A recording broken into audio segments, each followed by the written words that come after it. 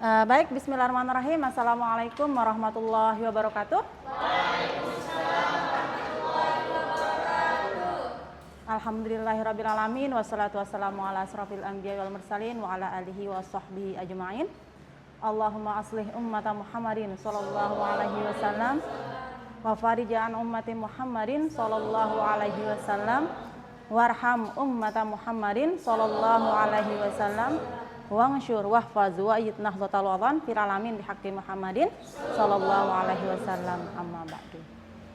Selamat siang adik-adik semuanya. Selamat siang. Bagaimana kabarnya hari ini?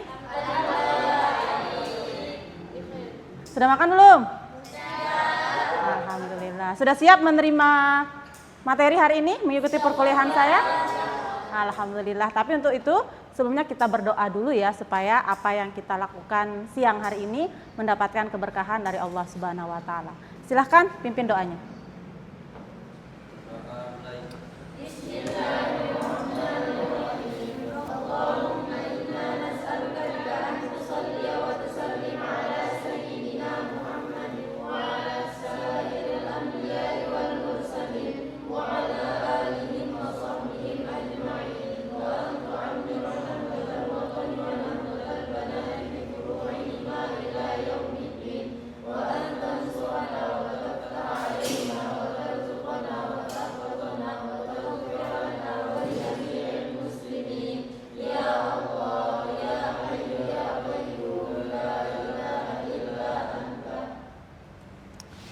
Baik, saya absen dulu ya.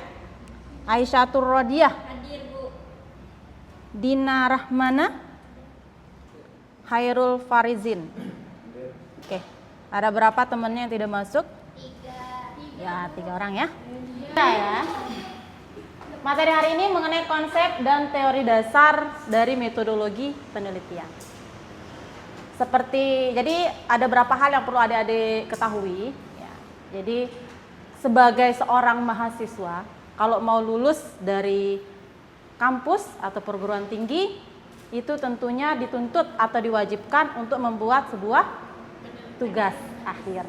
Ya, tugas akhirnya bisa dalam bentuk skripsi, itu untuk mahasiswa S1, kemudian tesis itu untuk mahasiswa S2, dan disertasi untuk mahasiswa S3. Untuk lebih jelasnya, ada berapa hal yang perlu dipahami pada perkuliahan hari ini, yang perlu dicapai oleh mahasiswa. Yang pertama, mampu menjelaskan konsep mengenai metodologi penelitian. Ya. Yang kedua, mampu menjelaskan tujuan dan fungsi dari penelitian. Yang ketiga, mampu menjelaskan teori dan paradigma penelitian. Kemudian yang keempat, mengintegrasikan ya, nilai-nilai etika penelitian dengan nilai agama. Itu tujuan pembelajaran kita pada siang hari ini. Metode. Apa itu metode? Cara. Ya, betul, cara. Cara yang tepat untuk melakukan sesuatu. Ya. Kalau metodologi? Tahapan. Yang lain? Metodologi itu apa? Metodologi itu berasal dari kata metode dan logos. Metode itu artinya metode, ya. Kalau logos itu ilmu, berarti metodologi Ilmu. iya, ilmu tentang metode itu sendiri. Iya kan? Iya. Jadi atau biasa dibilang studi sistematis tentang metode yang digunakan dalam suatu bidang, ya. Kalau misalkan kita mau goreng telur nih, metodenya caranya seperti apa? Ilmu untuk menggoreng telur itu disebut dengan metodologi. Jadi jangan disamakan antara metode dan metodologi. Itu dua hal yang sangat berbeda. Ya? Oke, kemudian yang konsep yang ketiga ada penelitian. Nah, untuk lebih jelasnya suatu proses sistematis dan objektif untuk mencari, mengumpulkan, ya. Kemudian mengolah, menganalisis dan menyajikan data untuk memecahkan sebuah permasalahan. Itu penelitian. Oke, kita lihat. Di sini ada pengertian metodologi menurut para ahli. Ya, dan menurut Sugiono menyatakan bahwa metodologi penelitian itu merupakan cara ilmiah ya untuk mendapatkan data dengan tujuan dan kegunaan tertentu. Sedangkan menurut Winarno, metodologi penelitian itu merupakan kegiatan ilmiah yang dilakukan dengan teknik-teknik yang sistematis, terarah. Ya. Muhammad Nasir menyatakan metodologi penelitian adalah suatu cara yang paling utama yang digunakan oleh para peneliti untuk melakukan kegiatan penelitian. Yang keempat, Nawawi, metodologi penelitian merupakan suatu ilmu tentang metode yang bisa dimanfaatkan dalam melakukan berbagai macam penelitian. Metode ilmiah atau cara ilmiah, yang dimana metode ilmiah merupakan proses yang digunakan untuk memperoleh pengetahuan, baik itu melalui pengamatan, observasi, eksperimen, ya. Tujuannya apa? Untuk menemukan, kemudian membuktikan dan menguji kebenaran secara objektif dan dapat diverifikasi. Itu metode ilmiah. Jadi nanti kalau kalian ya membuat sebuah skripsi, itu kan karya ilmiah ya harus menggunakan tahapan-tahapan metode ilmiah ya. Ciri-cirinya apa sih metode ilmiah? Yang pertama, objektif. Objektif tidak dipengaruhi oleh pendapat pribadi. Ya. Kemudian sistematis. Jadi ada tahapan-tahapannya di situ yang tidak bisa kita majukan atau mundurkan. Sudah disusun secara sistematis.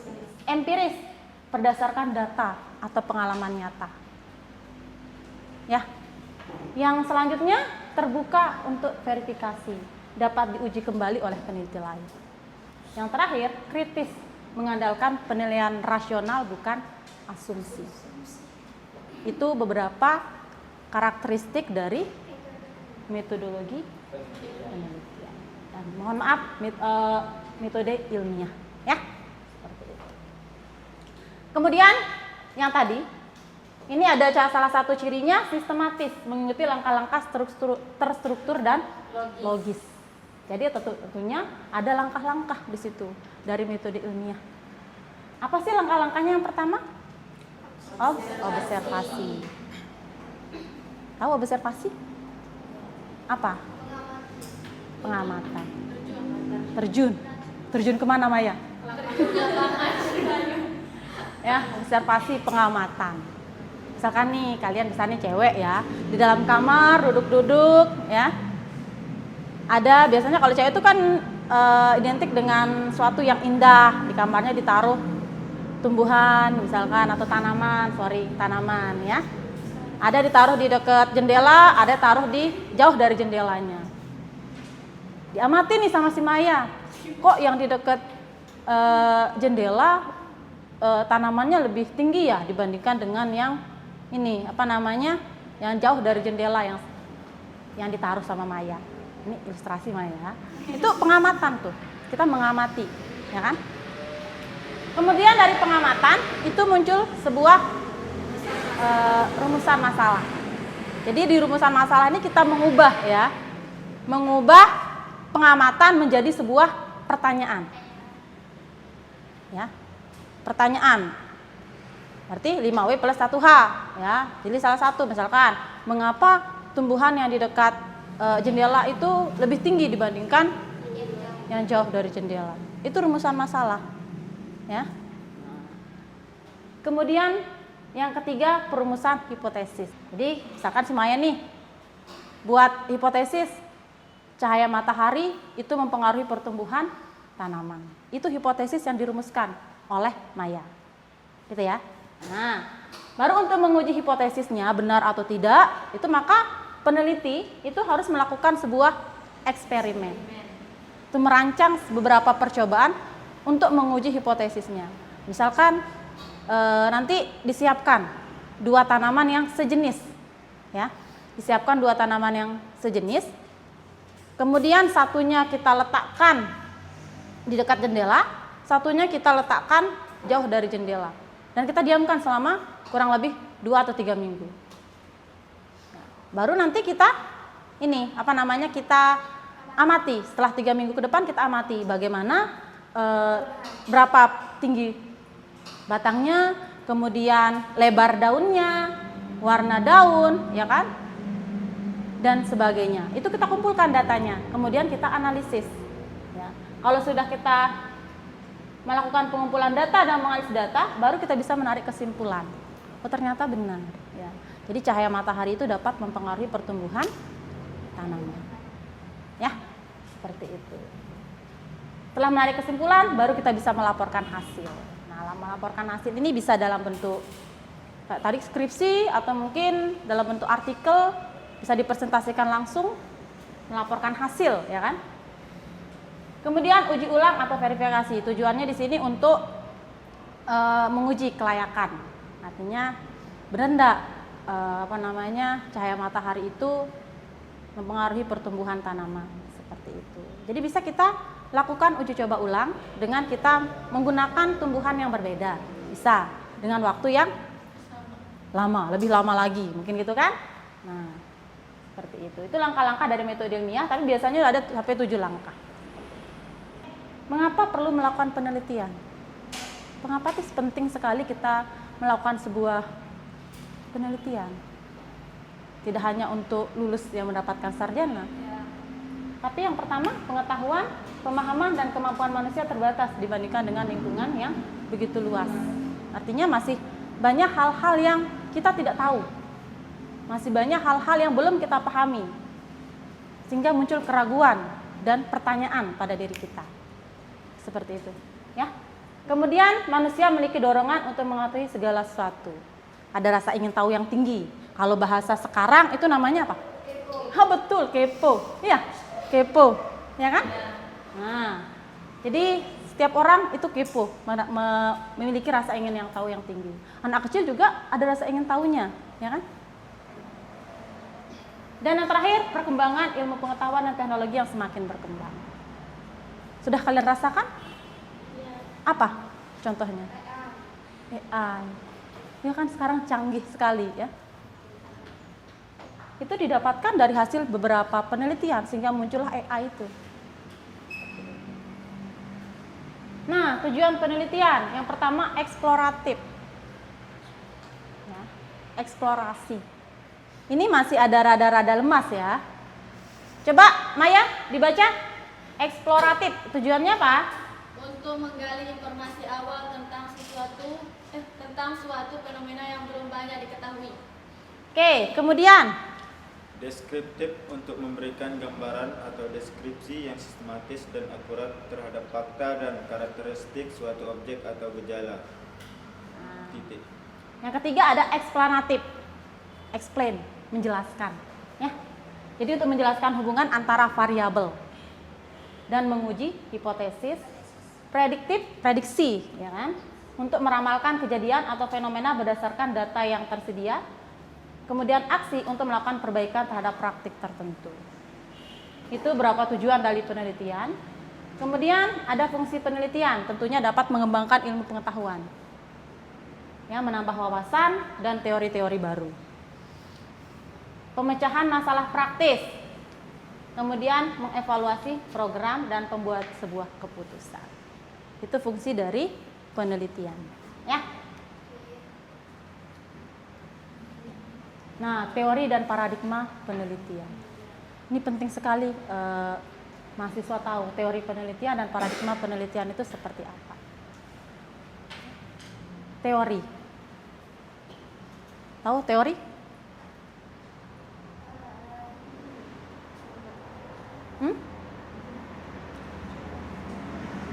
Teori. Pendapat para ahli yang bisa dibuktikan. Oke, fungsinya apa di dalam sebuah penelitian? Yang pertama, memberikan dasar konseptual pada penelitian itu sendiri. Kemudian menjelaskan fenomena yang diteliti, ya. Yang ketiga, menyediakan kerangka berpikir untuk merancang dan menganalisis data. Paradigma. Nah, ini ada beberapa jenis paradigma penelitian. Ada paradigma positivistik yang fokusnya pada pengukuran objektif. Biasanya itu jenis penelitian yang eksperimen. Ya, ada datanya dalam bentuk data numerik dan menganalisis datanya menggunakan analisis statistik, ya. Kemudian paradigma interpretatif, itu fokus pada pemahaman makna subjektif, ya. Biasanya datanya dalam bentuk narasi. Itu jenis penelitiannya larinya ke penelitian kualitatif. Oke. Nah, ini nilai-nilai etika penelitian berdasarkan ajaran agama. Ya, yang pertama ada kejujuran. Jadi harus jujur ya. Tidak memasukkan data atau plagiarisme. Kita di YIH mahasiswa kalau mau sebelum ujian skripsi harus cek plagiarisme dulu. Ya. Kemudian keadilan, tidak memihak, adil dalam perlakuan terhadap partisipan. Jangan mentang-mentang ini anaknya dekan lain, ya. Ini anaknya kepala sekolah lain perlakuannya. Jadi tidak usah seperti itu, harus adil, ya. Kemudian tanggung jawab, menjaga kerahasiaan data dan tidak merugikan subjek. Kebebasan akademik. Dan untuk nilai etika berdasarkan ajaran agama itu kita fokus ke ajaran kita yaitu agama Islam, niat yang ikhlas lillahi ta'ala, ya kan? Menjaga amanah, jadi harus ada tanggung jawabnya. Jadi sebenarnya sama saja yang di atas sama yang ini, cuma ini sekarang dalam agama Islam seperti apa, ya? Oke, sebelum kita masuk ke penutup, ada yang bisa menyimpulkan perkuliahan kita hari ini mengenai tentang konsep dan teori dasar mengenai metodologi penelitian.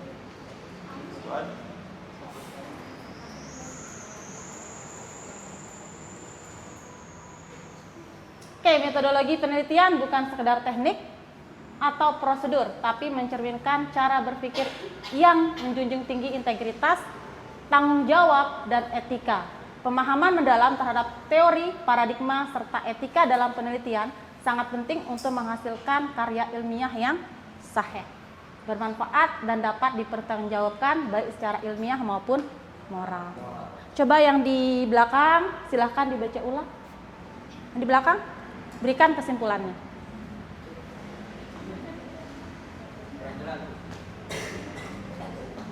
Kurang jelas. Masya Allah. Ini, bisa baca kan? Jelas? Nah, silahkan. Metodologi penelitian bukan sekedar teknik atau prosedur,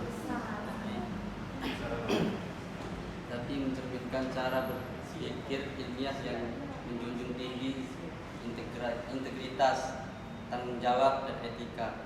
Pemahaman mendalam terhadap teori, paradigma, serta etika dalam penelitian sangat penting untuk menghasilkan karya ilmiah yang sahih, bermanfaat, dan dapat dipertanggungjawabkan baik secara ilmiah maupun moral. Oke. Jadi sebelum kita tutup perkuliahan kita pada siang hari ini, ada tugas yang harus dikerjakan oleh mahasiswa, ya.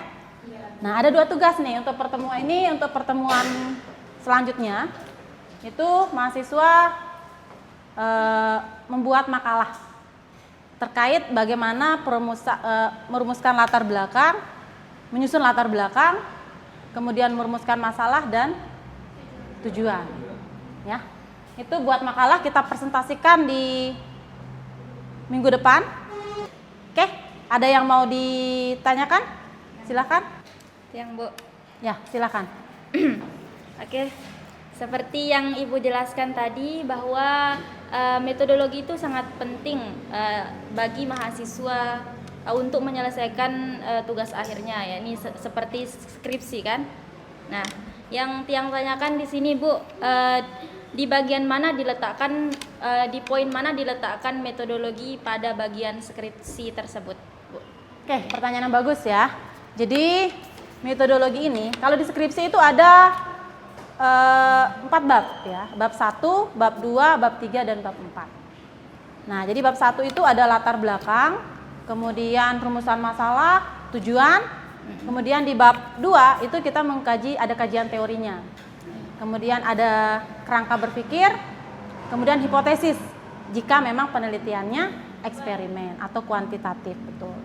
Nah, kemudian metodologi ini maksudnya di bab 3 ya. Jadi situ merancang bagaimana penelitiannya, desain penelitiannya seperti apa, kemudian teknik pengumpulannya, subjek penelitian atau populasi sampelnya siapa saja gitu ya.